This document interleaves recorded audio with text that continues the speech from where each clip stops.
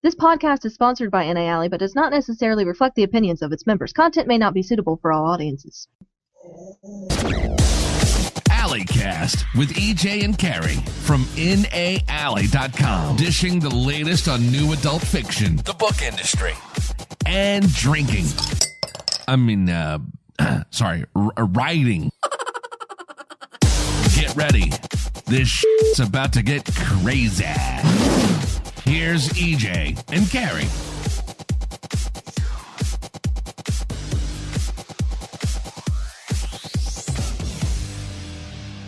Welcome back to Alleycast, everybody, for episode 2, the new adult conversation with the twist, because how else can you have a twisted conversation? I'm EJ Wesley. And I'm Carrie Butler. And this week, we're going to talk about NaNoWriMo projects with our guest author, L.K. Lewis. We'll also talk about some famous nano books that you might not realize were nano books. Before we get in with our guests, let's go hit some news.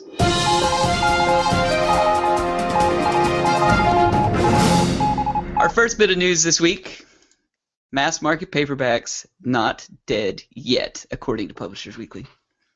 And it always reminds me of that Monty Python skit, I'm not dead yet. Quiet down. He's like trying to put him on the cart because he's being annoying. Love that. It's similar. This is very similar. we were trying to pitch paperbacks, mass market paperbacks, onto the dead pile with all the rest of the plague victims, but unfortunately, it has come back. Really, if you think about it, everything in the publishing industry kind of ties into Monty Python. It kind of does. Is it an African swallow? He could grip it by the husk. Publishers Weekly said that when sales of ebooks doubled in 2011 over 2010, it seems as if mass market paperback format quickly sunk into oblivion. It says mass market sales in 2013 were down 52% from 2010 levels, according to Book Stats. While sales are down again, they are down again. Let's just confirm that right out front. The decline has slowed. So the bleeding, sometimes you just bleed out, and towards the end, it just kind of slows down. It doesn't mean you're going to come back to life. But anyways, we'll get into that in a second. It says the format might be stabilizing. That's their hopes, or publishers' hopes. According to Nielsen Bookscan, even as ebooks continue to gain ground in such mass market staples as romance, which we should probably describe what a mass market paperback is. Define it. It's like the well, I don't know if they even sell novels at grocery stores anymore, but you know what I mean. It's the smaller than what you're seeing with the indie. Indies tend to publish with trade paperbacks, which are like 9x6. The mass market paperbacks are usually a little bit smaller in dimension and are readily available. Right, and classically have been sold in, like you said, grocery stores, Walmart, Target sells a bunch of them. They also sell hardbacks and such, but right. Convenience store, truck stops, like you'll see lots of mass markets and truck stops a lot of times if you're traveling across country. Yeah. Just kind of smallish paperback books, and they mention romance in this article because romance dominated mass market paperbacks for years. Matter of fact, that was almost many romance novels. It was the only way they were published was mass market. Like you go to the grocery store and you'd see Fabio every time.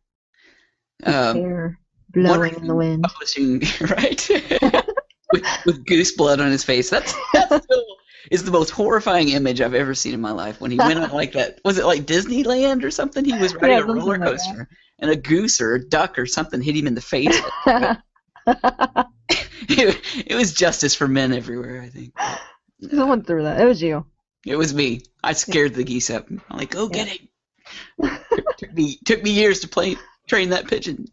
Yeah. It was worth it. Anyway. One reason they attribute for the sort of stabilization of mass market paperbacks is the success of this year's sort of, hot novel Gone Girl. And I say this year, but honestly wasn't. I thought Gone Girl was actually published last year, but I think it hit mass market this year. Yeah. But basically, Gone Girl alone has sold, 250,000 copies in mass market paperback, partially buoyed by the successful movie that came out a few weeks back, and I'm sure. But anyhow, so publishers are,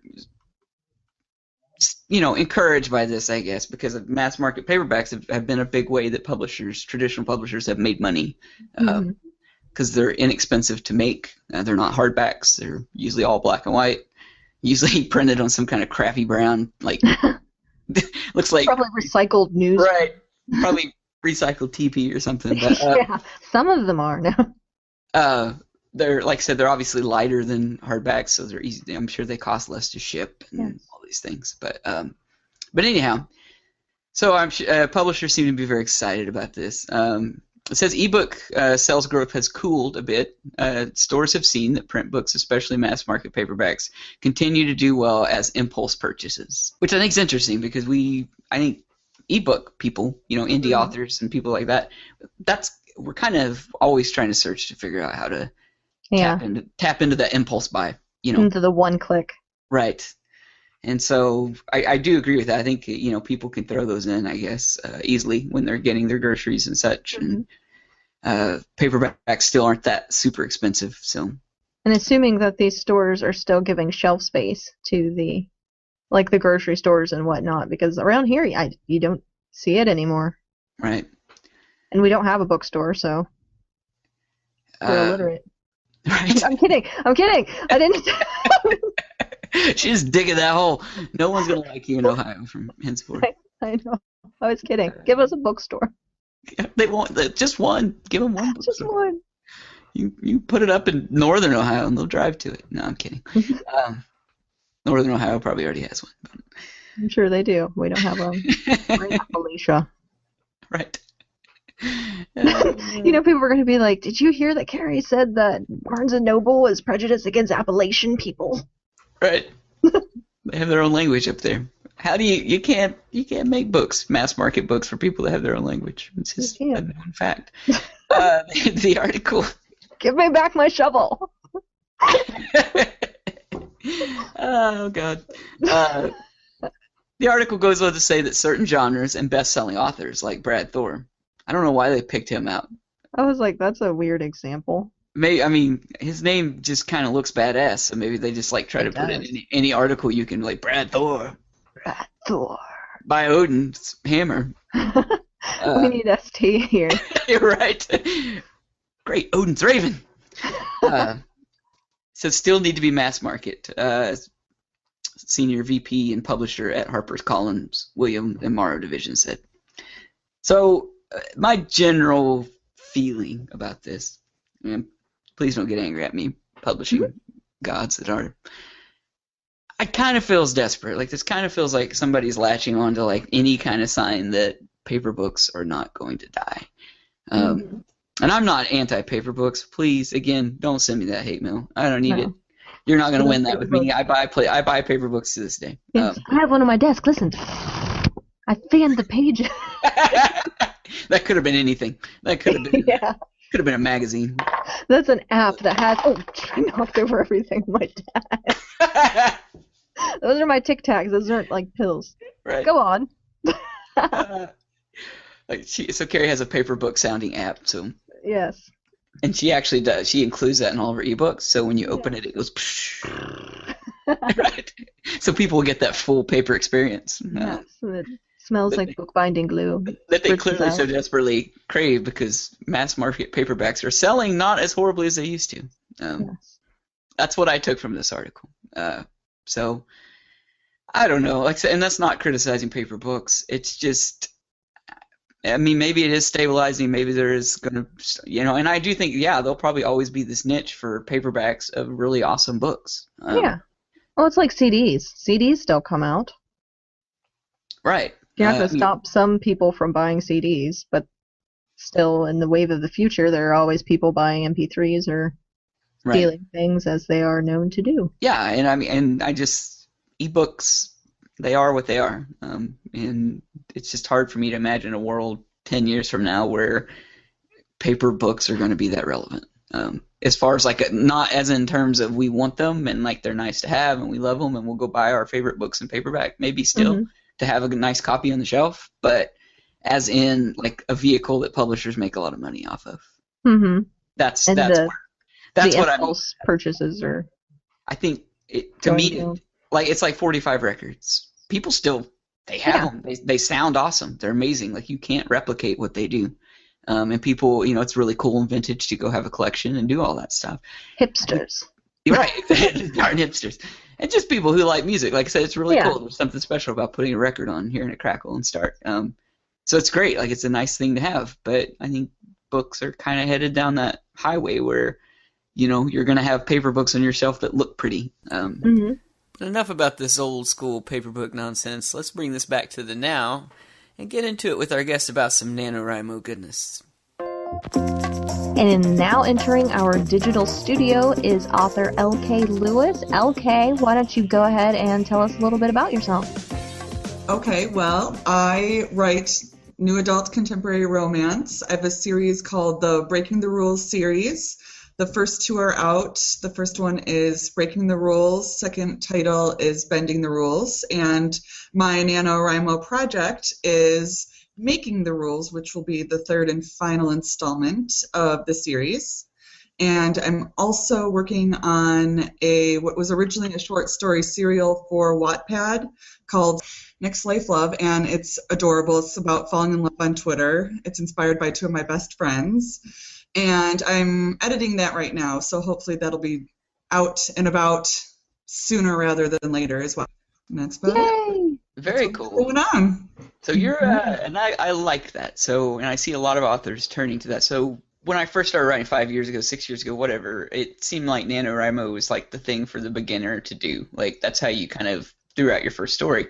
But I'm seeing more authors use it as a tool to sort of, to do their work, basically. It's my deadline. I needed a kickstart to write this, and I got the second one out and kind of was a little uninspired, and I work in a tourist trap area in northern Michigan, and my day job gets really busy in the summer. So I needed a deadline. I needed something to get me to write this, and yeah. So I'm really excited to get this out, and I love the characters of my series, so I do enjoy writing them. So It's kind of nice to get back into it. NaNoWriMo is a good tool for that. Well, and I think it's a common myth about Nano that also, too, that it's sort of disposable writing, and we're going to get into that here in a little bit and talk about some really, really popular freaking books that are that have started as nano projects. And I think it's going to blow a lot of people's minds about some of these. So Cool. All right. So we have a list here provided from Barnes & Noble's blog of popular books that were nano projects. And if you're not familiar with nano, which you should be, but if you're not, we won't call you a moron. We'll just say you should be. It's basically writing 50,000 words in 30 days. If you're doing the math, according to this blog post, that's 1,667 words a day. So that's a lot of writing. It's a lot It is. A lot of words. So anyways, NaNoWriMo, you kind of just put it out there. You try to get through as quickly as you can, the content, because otherwise you're not going to hit 50,000 words, because that's a bunch. But some really awesome novels have come from it. So a couple of the surprises on the list for me were Water for Elephants by Sarah Gruen. Also a very lovely movie with Robert Pattinson. Actually, I heard it was terrible. I heard the movie was awful. But The book is a lot better. That's what I'm told. Anybody I've known that's seen the movie and read the book, they walked away very disappointed from Reese Witherspoon and Robert Pattinson, which is kind of, Reese is like, how old's Reese now? 37? She is, I should say, is she in her 40s? You should pull that out. 37. I know. Yeah. Here's her birth date. Okay, so I will trust her because she's a self-professed entertainment, like Newsweekly. Pop culture princess. I just threw that number out, though. I'm not quite sure, but she's probably late 30s. I don't know if she's 40 yet. Yeah, I guess she's probably close to my age. Maybe, like I said, maybe a little older, but I'm not sure about that. I mean, you think about Legally Blonde. Yeah. Yeah, how long Movie ago? come out. That's been a long time ago since that movie came out. But my point was that Robert Pattinson, he's probably like, what, mid-20s? Early 20s? She's probably He's a vampire. He doesn't age. I think Reese is doing the Puma treatment on that one. She may be. Ooh. She's 38. Is she? That was close. Did you just Google it? Yeah, I did. Nice. Thank you, Google. So And 37, pretty close, Lens. Nice. All right. yeah, and it's weird. I googled age Reese Witherspoon, and it's like 38 years, and then underneath it says Robert Pattinson, 28 years, like right underneath it. See, puma, right there. Is that what a puma is? I don't know. I've lost track of what the different cats mean when it comes to women, older women being sexual predators. But It's probably a good thing. Yeah. is it like a bobcat? She's a Siberian tiger. That's like an 80-year-old, like white hair. Siberian tiger. Book number 2, The Night Circus, and Barnes by Aaron Morgenstern. I want to make sure I pronounce that right. Here's what Barnes & Noble had to say about The Night Circus. It's a pretty popular book. Most people I know have read it. I'm not one of those people, but because I'm just anti-pop culture. The buzz for this bestseller was everywhere in 2011, and judging by its rapturous reviews and strong sales, not to mention the fact that the movie rights were snapped up by the producers of Harry Potter films. Holla! The hype was warranted. Not bad for something that began as a 50,000 words of unconnected scenes and imagery. And I've heard it's a very visual kind of book. It's kind of disjointed and it kind of hops from scene to scene and such. So that makes sense actually that it was written that way. It says, remember what I said about NaNoWriMo not necessarily ending in November with the finished work. What eventually became The Night Circus began life in 2004, 7 years before it was finally published. That's Nice. awesome. Actually, I don't know. I mean, when it was published in 2011, that was not. I mean, indie publishing was definitely self-publishing becoming a thing, but I don't know that it was at its peak at that point.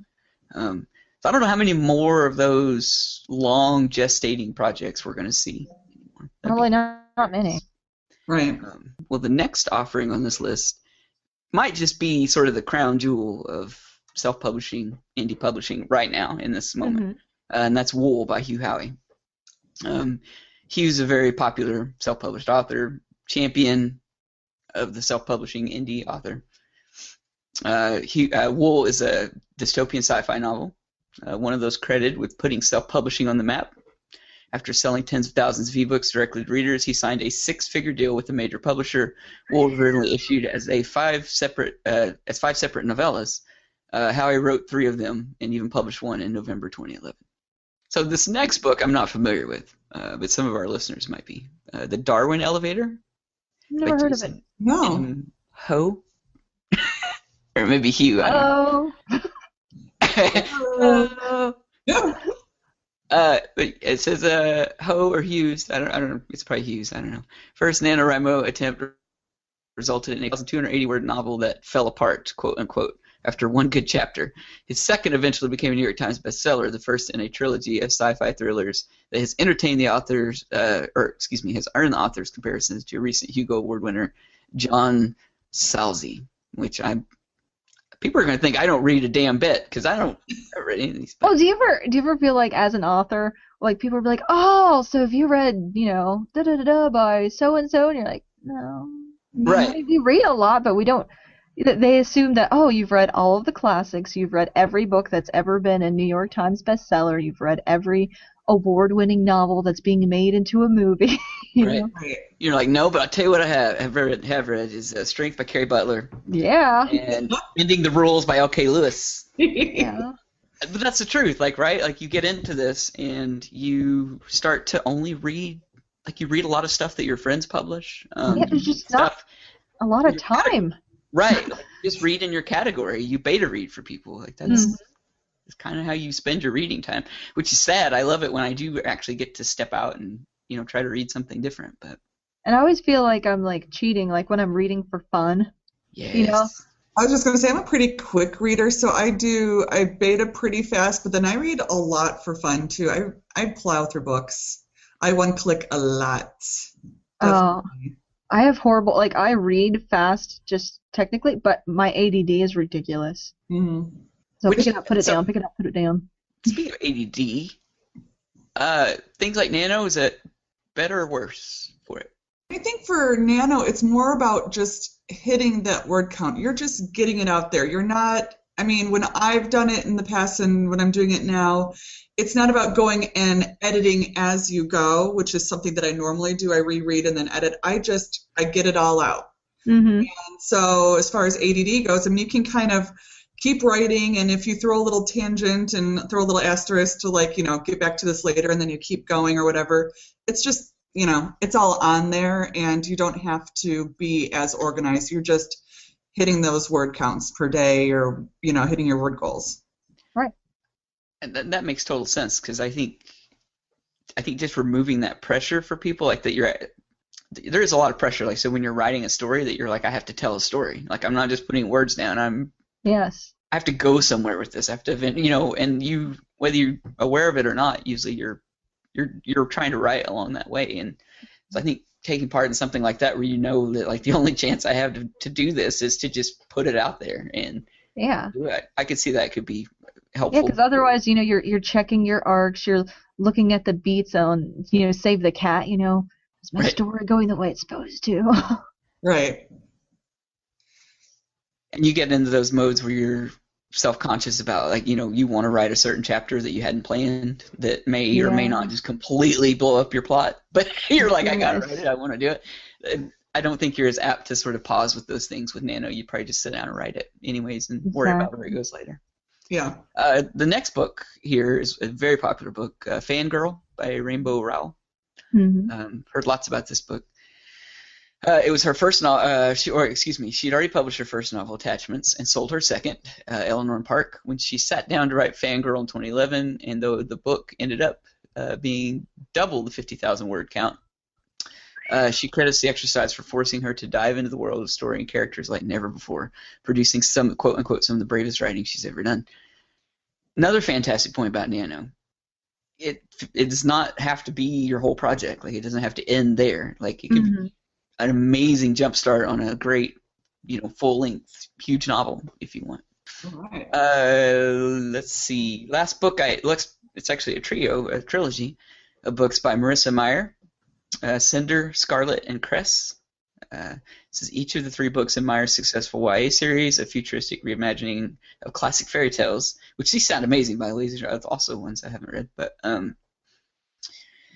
including the forthcoming Cress publishing next year, began as NaNoWriMo projects. So I think she started all 3 in the series as Nano projects, and she's very open about it too. Some people there's rumor tell that some authors have gone to great lengths to hide that their books started as Nano projects. And I think because of what we talked about earlier, some of that stigma, that basically some people, and I'm not going to put any fine point on it because I don't do that, but so some people view Nano as throwing, against the wall and seeing if it sticks. Like, that's what they do.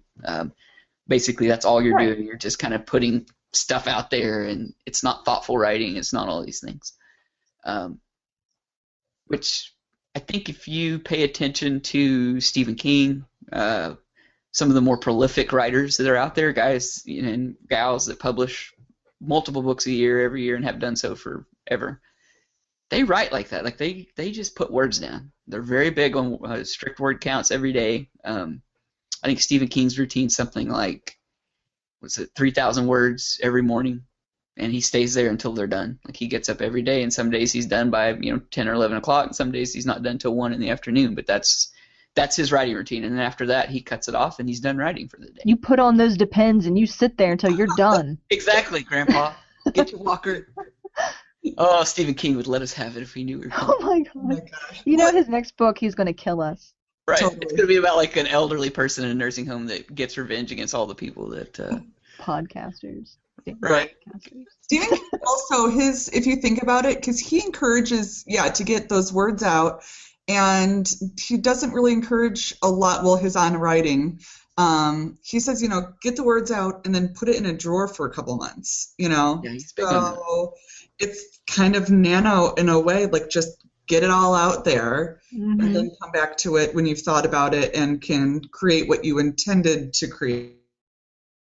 So I don't know. I don't know if I really like this stigma about it. I think that it's encouraging people that have an idea and a vision you have to start somewhere, So start your project.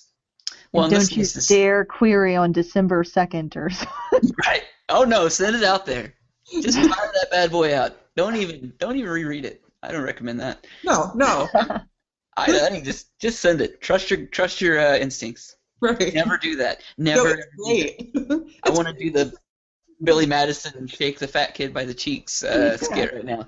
Don't you ever say that. Exactly. I wish I could go to high school. Be here as long as you can.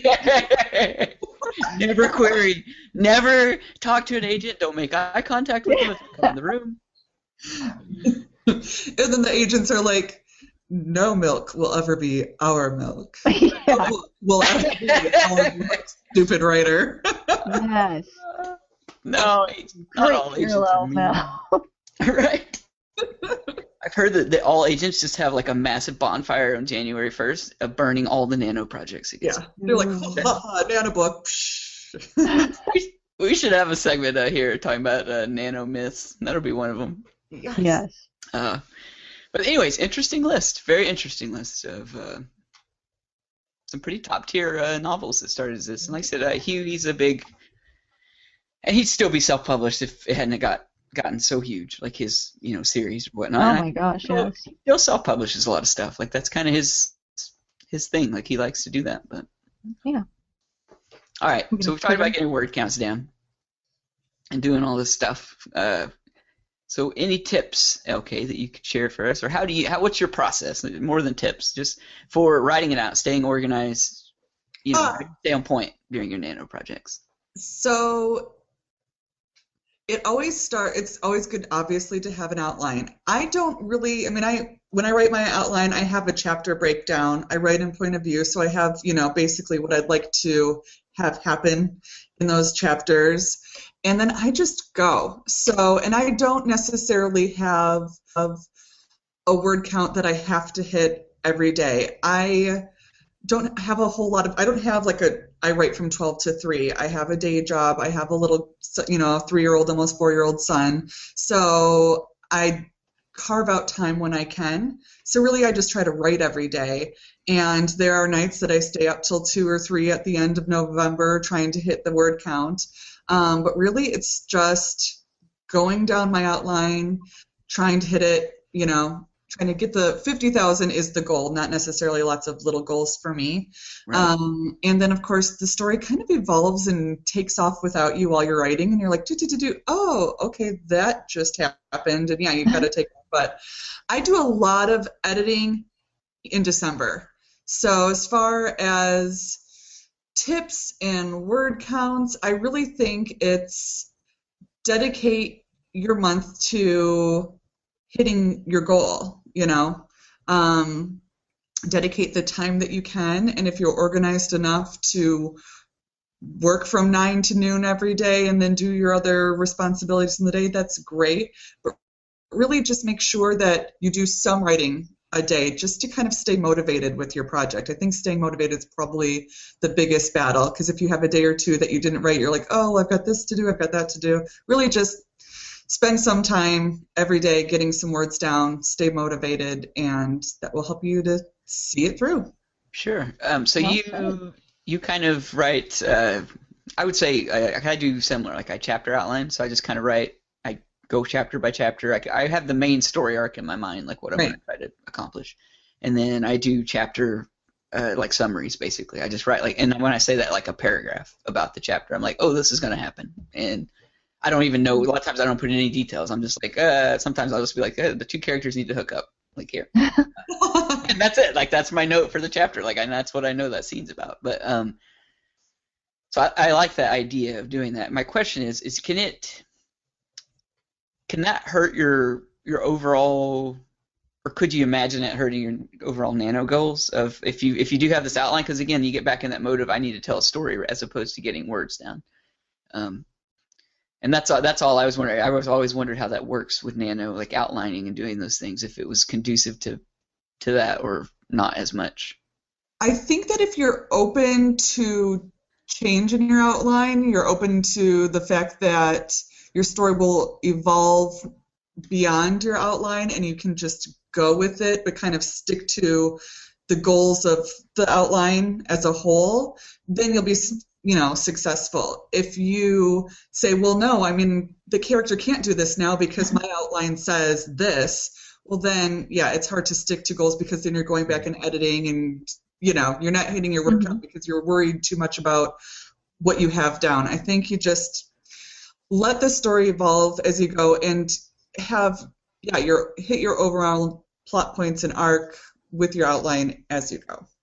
So how many years have you been doing Nano? We should have asked that a long time ago. But Oh, well, this is actually only my second Nano. I did it last Around with year. it. This is the second one. Yeah.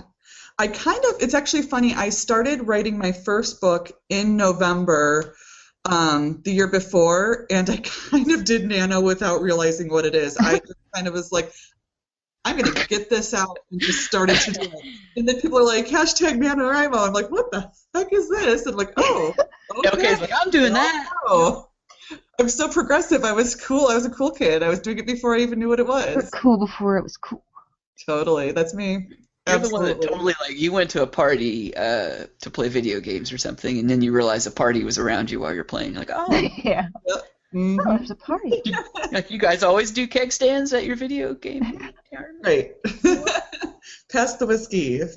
I'm terrible at Nano though. I've been doing it for like years, and I'll do the work, but I will never like check in on the site, and I'll never like technically win it because I have a fear of commitment or something. I won't go in and give them my word count and be like, oh, I did this much, and you won Nano. Here's a badge.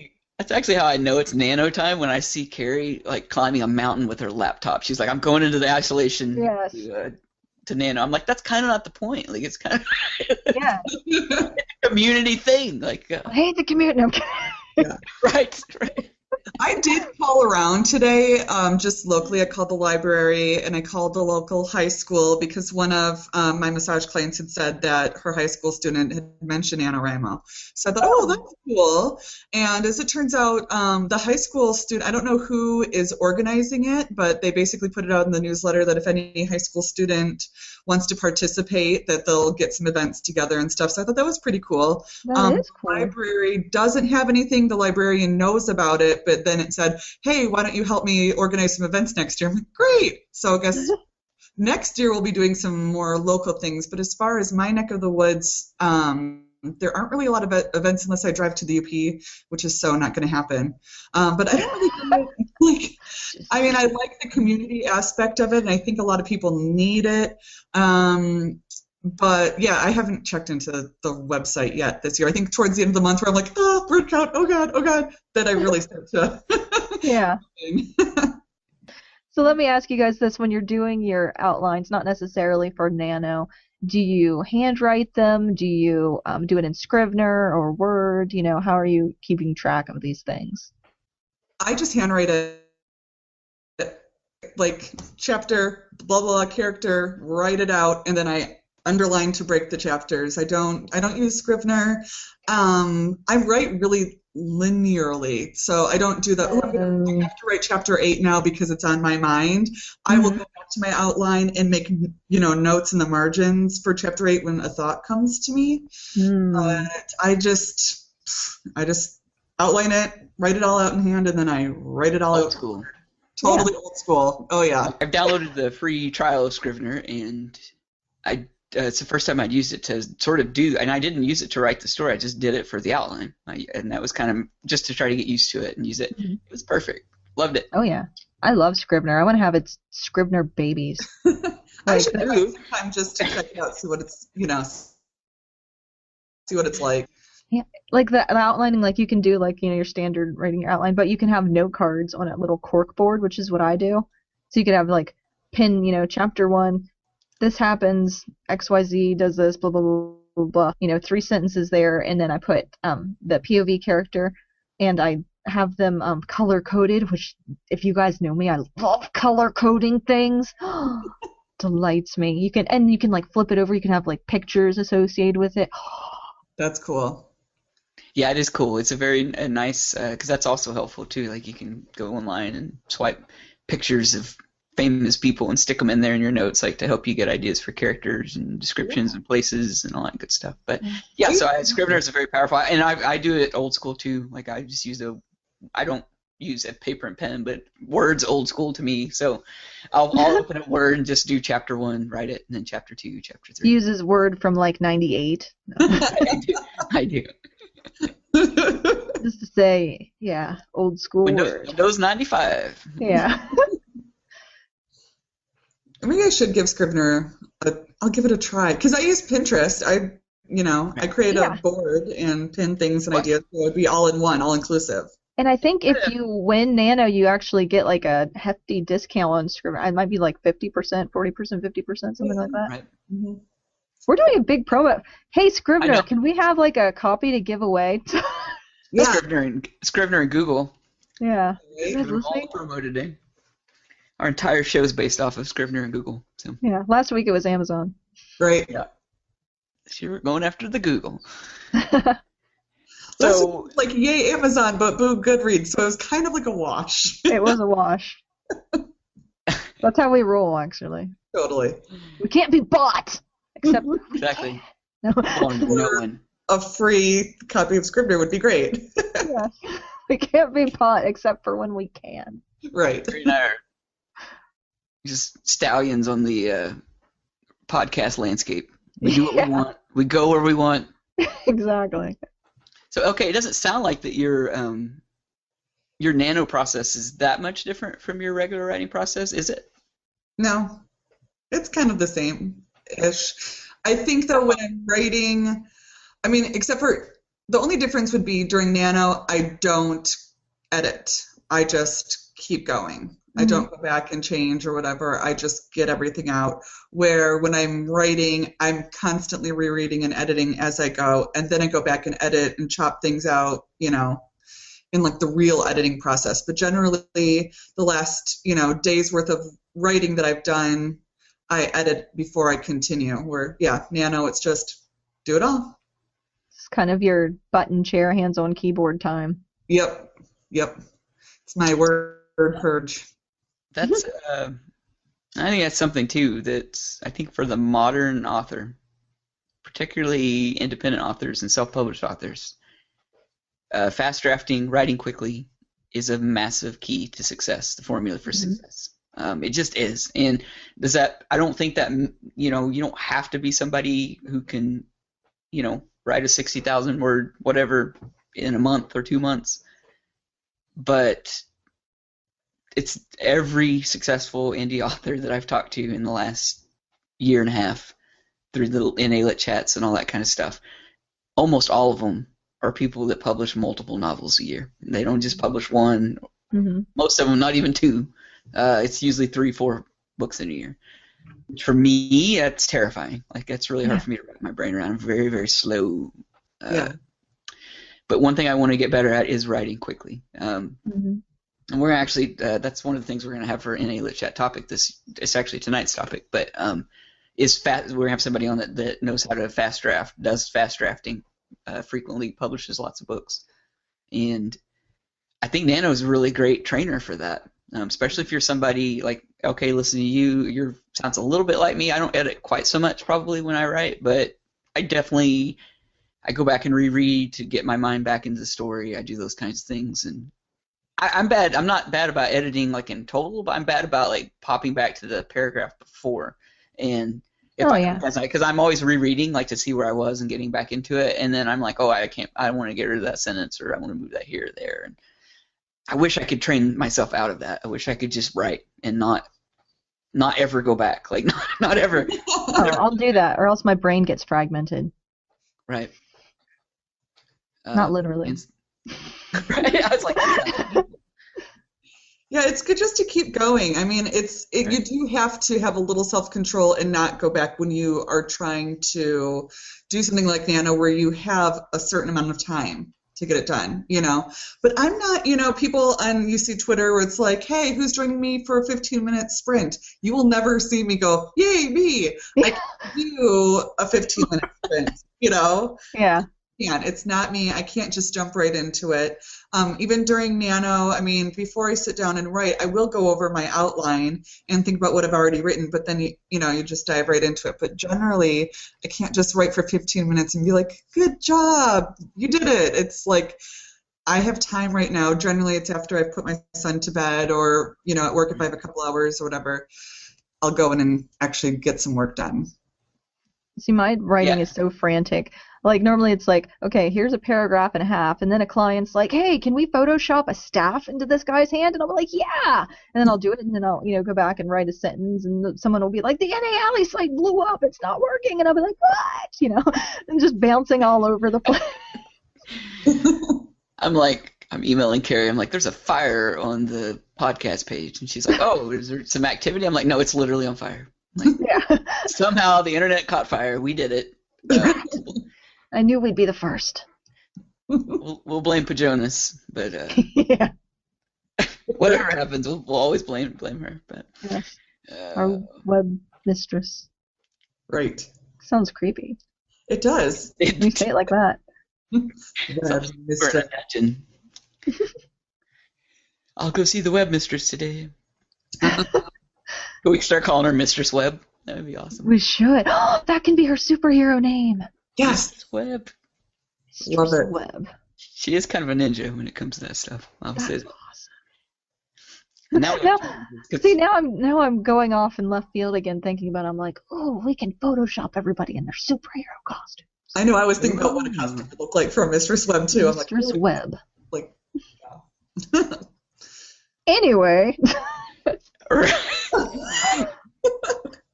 We just chased that rabbit all over the field, didn't we? So, Love it. yeah, so you say that you write when, your son's in bed, or, you steal time when you can. Do you ever pull all-nighters during Nano? Yeah, I have definitely. Like, I mean, not all-nighters where it's 7 a.m. and I'm still going, but I've written till, 4, 5. Like, it's where you take the glasses off, rub your eyes, put them back on, and you still can't see. Then All it's time to stop. Time to go to bed. Yeah. You're running on adrenaline, baking. Did you go to college? Were you a college person? What did you do? I went to college for a year. I was actually going to be a special ed teacher. Then moved to New York after my freshman year and waited tables and was like, you know what? This life is awesome. I don't have a test to take. I don't have homework. This is great. And then after a year, I was like, wait, I'm not doing anything with myself. I should go to school, and decided to go to massage school instead. So I'm a massage therapist and a makeup artist. And recently, I mean, this is only my second full year of writing, I think, where I'm like dedicated to writing and starting a writing career. It's actually kind of funny. When I first started to write Breaking the Rules, which is my first book ever, I held it really close to the chest. I didn't tell anyone. I told my husband, I told my sister that I was writing this book, and then didn't tell anyone. And when it was almost done, it was actually through the editing process, I told my mom, I'm like, by the by, I'm publishing this, and there's a lot of sex in it, so you should know that. Just so you know, but you should also read it. Maybe you'll like it. I don't know. And she's like, well, that makes total sense. You've always wanted to write books. And I didn't remember that. She said, when you're a little girl, that you said you used to always want to be a journalist or always be a writer. And yeah, this makes sense that you've finally done it. I'm really proud of you. So that's pretty cool. So did she read it? She didn't read all of it. I think she read like a first little bit and then was like, oh, I just haven't finished it. Where like my uncle read it all in one day and was like, nice. See, like when I give my family books, I will, like, I don't have, a lot of like sex scenes or anything in my books, but when I do have anything remotely steamy, I will paper clip the pages together, and I'll be like, you will skip the section that is bound together, and I'll tell you what happened, just a gist, so you know what's going on, but you don't read that. Yeah, I kind of thought about like being like, I don't know if I should tell her everything or have her read it. At first, I was kind of like embarrassed for her to read like my sex scenes, but then I'm like, you know what? I'm proud of my work. I'm really proud of what I wrote, and whatever. My dad has not read it though. He's really proud of me, and he tells people that I write, and I think he leaves it there. Right. See, yeah. I think it's hilarious. People always think it's hilarious. My dad reads my books. He's like a 65-year-old nom-vet, and he will go into Bob Evans, and he will pass out my cards and be like, you should read this book. I've read it, Oh, that's cute. It's awesome. That is cool. It's good to have those advocates. Okay, I think you read my novel, and you're at least you're familiar with the sex scenes that are in it. I mean, they're not way steamy by any means whatsoever. But my mother-in-law read this book with me, like while she visited me last time, and that's terrifying. Like I hate that. Yeah. Because she's like every day she'd pull it out and she'd be in the little chair over in the corner, like your book. That's all she'd say, like your book. Just reading through it, But that's always nerve-wracking. Yeah, you're like, family members. I think anything you write doesn't have to be super steamy or anything like that. It's right. a very It's vulnerable. I do get a kick out of it when like ladies that are my mom's age, maybe a little bit older from her church will pop into my spot and be like, when's the next one coming out? And I'm like, you read it. Yeah. Never. No. I love it. They're like, I loved it. Or like when some of my massage clients are on the table kind of fangirling a little bit and they're like, oh, in this chapter I loved this, or tell me about this. I'm like, that's adorable. Yeah. It sounds like your new adult experience in your life was pretty adventurous. You went to New York. Yep, lived in New York for a year, and then I moved to Portland, Oregon, and lived there for about 4 years. That's where I went to massage school. It's, actually, I would say more so Portland is more of my new adult experience. I was back in school. I think when I was 18 and in college, that was kind of fun, and that was kind of like the beginning of,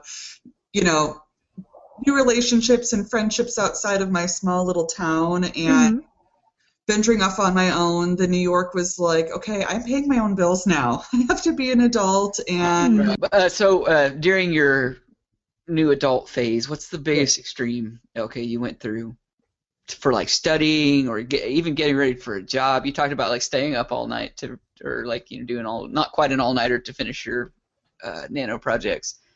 What's the biggest extreme you went through to do anything remotely responsible in your new adult years? I think when I lived in Portland and I was working full-time plus overtime and going to school full-time, I'm a huge procrastinator.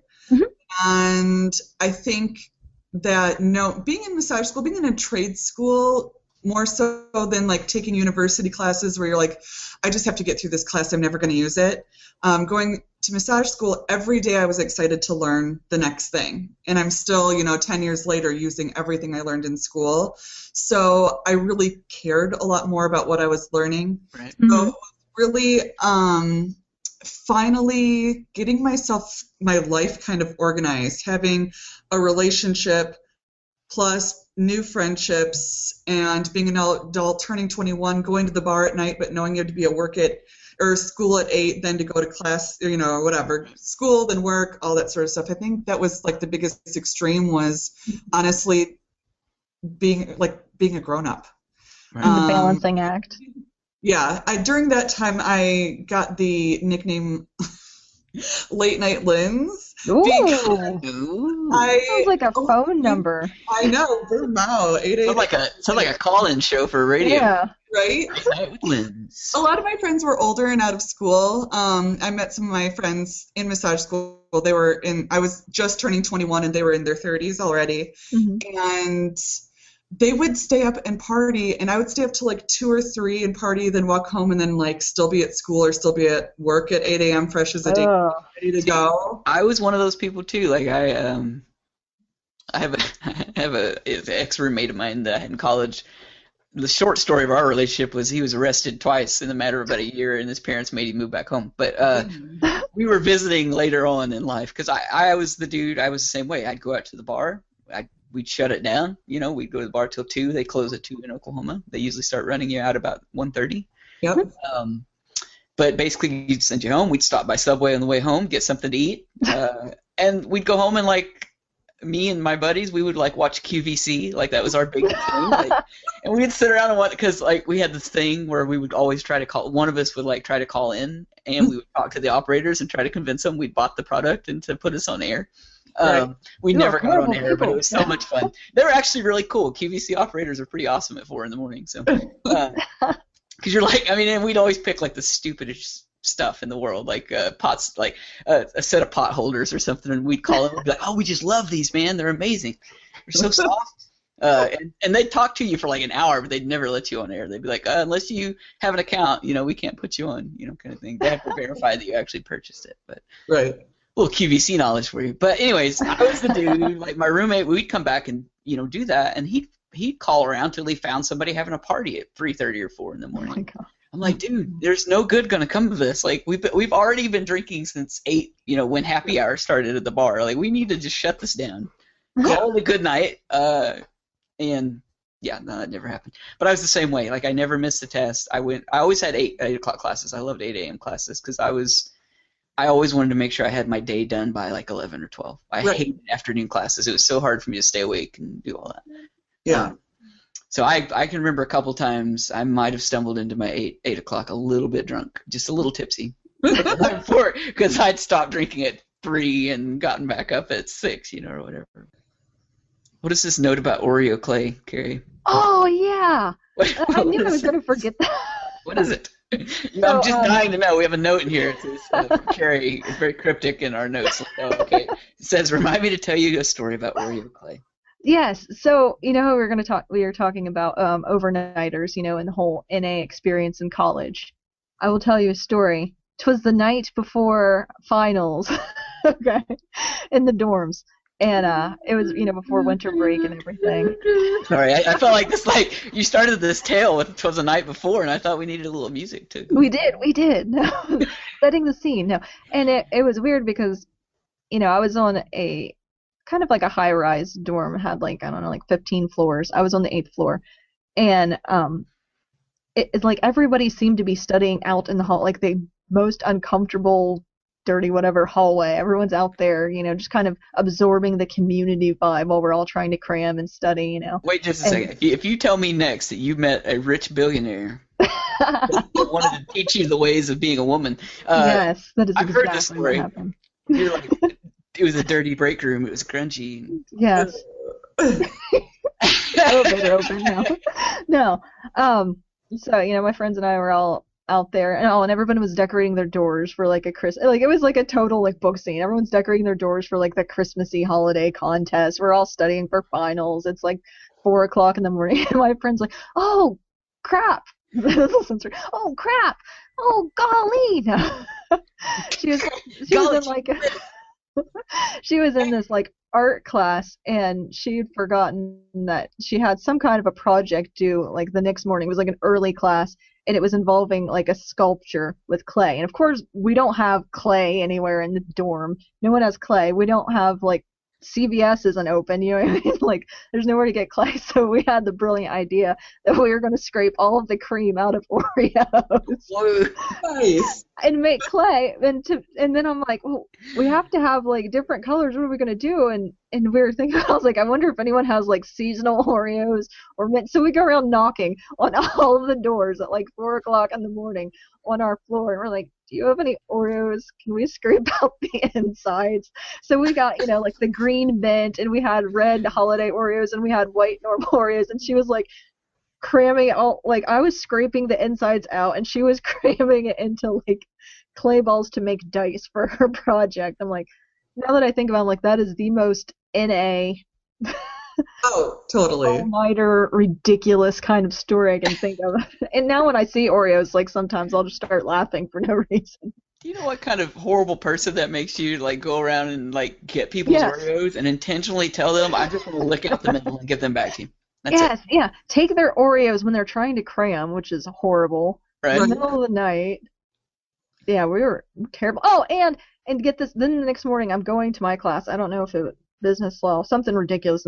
No, it was economics. I don't know, something ridiculous in the morning. She sends me like a picture on her phone. She dropped the flippin' thing on the way there, so that's like this Oreo thing half laid out in the pavement. I'm like, you She was picked that suddenly up. swarmed by, like, pigeons and rats because there was this delicious Oreo concoction on the ground. Yes, so speaking of all-nighters, yeah, that's an NA experience mixed with an all-nighter, mixed with a little bit of crazy. Yeah, I don't know. I guess, like I said, I guess my going to class a little tipsy at 8 a.m. That's probably about the most extreme thing I did. I wrote in grad school, actually.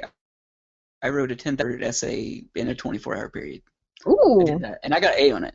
Got an that's A. impressive. So that's like the highlight of my I didn't get real dedicated to like that kind of stuff Schoolwork. typically, but it was grad school, so I had That's when you like thrust your arms in the air and you're like, yeah, do a was victory crazy. lap. it was crazy. It was one of those you come out the other side a changed human being. Yeah.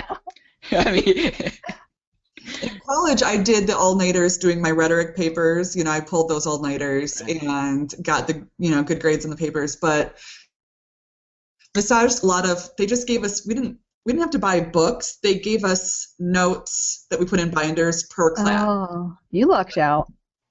Oh my gosh. So yeah, it was awesome. So it was more like got home from work, drew a lovely bath for myself so it was quiet and I could focus, and would study my muscles and stuff in bubbles. So that I couldn't. kind of different. I'd drop it. I would be the person that dropped it. yeah, I had roommates. I had roommates, like 5 of them. We lived in a big house. Like we rented a house and we all shared a room. And they were all guys. So bubble baths time. We didn't really have that. Like that was not a thing. Somebody would have flung wet toilet paper at me, or Right. that was horrible. You didn't have your whole bottle of wine and bubble bath time? No bottles of wine and bubble bath. If anything, being the guys, they would have all ran in the bathroom and purposefully used the bathroom while I was in the bath. This just became a different type of NA story. It did. This is the guy's NA story from college. This is exactly what this is. There need to be more of those too. Right. That's the frat house version. Right. Yeah.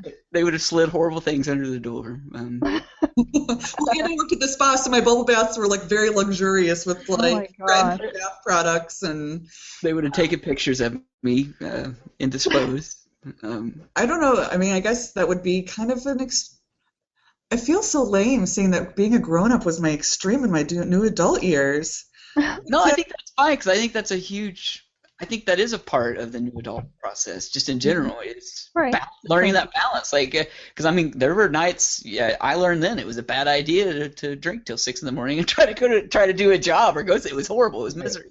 Writing my first book was in a way kind of like my new adult experience in the writing world. I did a lot of research on my own. I did what I thought was right. I asked a lot of questions. They're really cool people. I mean, our new adult community is awesome in so many ways. I'm like, hey, I need a CP. I need a beta. Who recommended cover artists? What am I doing here? And every person that I hired, everything that I went through was based on people saying, hey, use my cover artist, or hey, I've used this person. And I loved that, but there's a lot of trial and error, a lot of growing pains in writing and self-publishing, your first book. And I like the second book in my series a lot more. I think the writing is better, the quality is better, but it's kind of like what you go through, and as you go through your career, it's kind of like the same thing in a way, I think. That's interesting. I mean, do you guys think that? It's tough for me to say this because I think readers. We did a segment in our first podcast about this whole kerfluffle over the reviewer and the book blogger, and the lady that tracked her down and all that stuff. Oh, that was nuts. All that stuff. But so I'm reluctant to say what I'm about to say because I think readers can be more brutal now than what they were 10 years ago. Oh yeah. I also think that there is a segment of readers out there that they get the self-publishing indie process. They enjoy getting in with authors that have a very fresh, young, like I say young as in professionally young voice. Maybe they haven't worked with a million editors before. They haven't done with all this, and they do grow. The authors grow from book to book to book. Mm-hmm. And I do see some readers that are really into that, because they feel like they're discovering something. And they're big indie cheerleaders. They are, and they see the potential and the talent that is there with a lot of people, these authors, and they want to invest in it. They want to kind of invest in it and be the person that says, you know what, I read their first book when they were lame. But anyway, so I think that's cool, and I hope we don't lose that in New Adult. I think New Adult's very helpful as a community, the NA community. Because we kind of carved out our own niche, and we fought together. We did. A lot of bootstrapping went on to make New Adult an actual thing, and so I think there's a lot of collegiality and things involved in it. I hope it doesn't change because New Adults, it's becoming a lot more popular and a lot more mainstream, and so I hope we don't lose that. Some Amazon reviewers say, when reviewing Bending the Rules, the second in the series, that my writing had improved from the first book, and they're excited to see, how the story finishes. And that's always nice because I agree with them. Yeah. for that acknowledgement too, like, hey, we read this book, we liked it, we stuck with her, we liked this book even more, and we're excited to see what else comes from it. It's nice that they acknowledged that, that they saw some improvement or whatever. That was, a nice compliment. And not a bash, not like the first one sucked, I barely read the second one. It was, Yeah. I think that's true of most authors. I'm a fan of series and have read, even the Harry Potter books, I've reread those multiple times. The first two, particularly, are not, rereading them, they're not the most amazing books I've ever read, if that makes sense. Mm-hmm. I remember at the time they changed my world because I hadn't really read anything else like them. But now rereading them and having read a bunch of things that are like in that world and that kind of idea, they don't blow me away with the writing or just the overall story dynamics and such. And that's not, I'm a massive Harry Potter fan, so don't give me the hate mail, people. It's just an observation, just a reading observation purely. So I think all authors evolve like as they write more. You just do. My third book was my favorite. You learn the tricks, man. And writing is above many things is about tricks. It really is. Mm-hmm. It's nobody is just, and we're talking about Nano this week, and so just nobody is just naturally just amazing writer. Like they just don't happen. Mm-hmm. It takes work. It takes a lot of work, editing and revision and all. It is a craft and it's a skill, and you learn to manipulate things as you do more of it. So. Mm-hmm. Well, that's also why editors exist and copy editors exist, and that's where this whole community comes from. Rating for each other. You write your own story. It's your own original thoughts and ideas. You get those out yourself, do the work, and then help people in your community help you to put this great project out, Right. And and Nano can be the catalyst for it, can be the starting off point. All right, we're going to wrap it there. We'd like to thank L.K. Lewis for being with us today. Thanks for having me. I had a great time. And now it's time for this week's sign of impending doom. I just wanted to talk about how we predict the future at our podcast. So you'll definitely want to come back over and over and over to find out what's going to happen next year. Exactly. We discussed last week about what would happen with Amazon's drone should they fly over Ohio. And Carrie, she didn't directly threaten to shoot the battle. I swear I didn't. She just kind of insinuated that that might be a possibility if people in her part of the world, the Appalachian folks, see Skynet-like robots flying towards them with packages. No, I'm like, what are we? District 6, District 12, somewhere in there? Right. Exactly. Games reference. You wouldn't even be a full district. You'd be like District 6.5. District 5.25. Yeah. Anyway, the drones. The drones. There's an article on a website called Motherboard. I don't know anything about this website, so if you go there, don't blame me for a damn thing you find, because I don't know. All I did was hop over to this article, and it was hilarious. Apparently some dude is complaining that his neighbor shot his fancy drone out of the sky. There's a picture of a busted drone wing with shotgun holes through it. It says, what you're looking at above is what it looks like when a drone gets shotgunned out of the air. It doesn't blow up. It doesn't split into a bunch of different pieces. It's pierced just enough so it can't fly anymore, probably ever again. Like, they're talking about this like it's some wounded animal that's like, horribly like, oh, this poor eagle just never doesn't die, just lays in grief and pity. Yes, and it kind of shows, some men never grow up. You shot my toy down. You crumpled my paper airplane. They're just distraught about this thing. I'm like, it's a robot, the thing that flies. And I want to know who just has like a drone, like a recreational drone. I have a buddy actually that has one. I mean, because they're getting fairly affordable. Like, I mean, you can get a pretty cool, but it's a camera one. His like has an HD camera. What does he do with it? Does he spy on you? No, he just he's a photographer, and so he just bought it for the novelty of it, and he actually does some cool stuff. If you go to YouTube, like somebody got like one of these drones with a camera and flew it up kind of in the middle of like a fireworks display. Ooh, it's amazing. Like you should go YouTube that, everyone that's listening. Okay. Moms, that's an assignment. Our listeners, mom, y'all go listen, y'all go check that out. It says the pilot told me he was flying the drone over a house his friend was building as a favor to that friend. He was just about done filming when he heard a shotgun blast come from just behind a shrub. You'll see a row of shrubs just under the construction house in the photo below. Unfortunately, the pilot wasn't filming at the time when it was shot down. Unfortunately. I love it. That's all you really care about. You're trying to make this sound like, oh, it's a horrible thing that this poor guy... because we wanted to see the wounded drone. There's a giant quote here, which is the best. It says, they were screaming, "Get that effing drone off our property." Oh my gosh. I hope they were all wearing those like little shrub outfits, like Halloween type things, where they're all moving around. I'm just imagine this is like caveman stuff. Like who wanders out and like they're like, "Oh, it's flying over our land. Let's defend our property."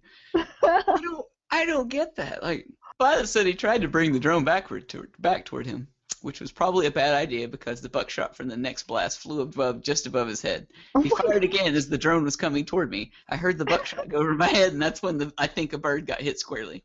Or I think the bird. He calls it the bird, like so it didn't mean a bird. Sad. It meant his. So like, he just loved this drone. Man. He did. The police came and arrested Percenti, who was charged with possession of a weapon for an unlawful purpose and criminal mischief. Wow. Which is probably our sort of disclaimer point and our reminder to our listeners that even though somebody's irritating you with something, you can't just like whip out your shotgun and go blow up their stuff. No, you can't. Anywhere, really. Right. That's kind of even in Ohio. My God. Yeah. Even in Ohio. Allowed anywhere, Oklahoma or Ohio would be the places that you could get away with it. But oh God. Serious bodily harm. Right. You have to. And this isn't like the drones you see like chasing down terrorists in the Middle East. Like this wasn't equipped with like Stinger missiles or anything. It's got a higher definition webcam on it. Got a Nerf gun strapped to it. Right. Oh man. That'll be our next production is Nerf drones. Right. For kids in 2019. They probably already have them. They probably do. They're going to contact us and be like, don't talk about the Nerf drones. We'll see. We'll wait for our signs of the apocalypse to see what we predict next. Because it's going to happen. Mm-hmm. I already predicted the demise of paper books in 10 years. So see, there you go. I don't feel like that went really out on a limb on that. But and we did predict the rise of new adults, so that counts for something. Right. See, I think I'm safe with the paperback thing because I got 10 years. Like, I mean, and of course we're going to be doing this podcast in 10 years. Of course. Of course we are. There's really no logistical reason or anything why that wouldn't happen. No. Carrie and I will have different careers. Yes. We'll be tired of starving to death as authors. Yeah. We won't be able to pay our internet bills anymore. It may no longer be a new adult podcast. It may be like, I don't know. Old adult. Right. Midlife adult podcast. Yes. MA. Yeah. It's gonna be a thing. That's what all the new adult naysayers say anyways. They're like, oh, you just made it up. I'm like, you know what? I'm gonna keep making shit up as we go. We're gonna have middle adult soon. Yes. Like it's about that transition between after you've had your first set of kids and you're thinking about having another. I want to see if those like have you heard like baby boomer type fiction that people are trying to get to be popular to try and make it fetch. Right. Make it fetch. Yeah. No, and I can totally see it happening. That's a huge demographic. I think, honestly, if you think about it, the TV show Murder, She Wrote, that's exactly what it was. It's about like an old lady that went around and solved mysteries, and I think you'll see a lot more of that. I think you'll see some. You're kind of seeing it in movies. Movies are doing it. Like, Clint Eastwood is still a thing for a reason. The people that aged with him like it when they see an old guy take charge and do some stuff, Yeah. So it wouldn't surprise me if it takes off. See, another prediction. Right. Just wait for it. Wait for it, moms. Wait for it. Yeah. It helps me not be nervous if I think we're only talking to our moms. Well, now I'm going to think of that. Right. Meatloaf. Meatloaf? Mom. Meatloaf. And that's this week's sign of the apocalypse. We'll be back next time with some other sign that surely we're never going to make it. That we can dig our bunkers and. Yes. huddle in for a long nuclear winter that is ahead. Be sure to join us next week when we'll have a new guest to interview, and discuss all things Thanksgiving. Not American, let's just say we'll discuss all things we happen to be thankful for in relation to a particular Thursday in November.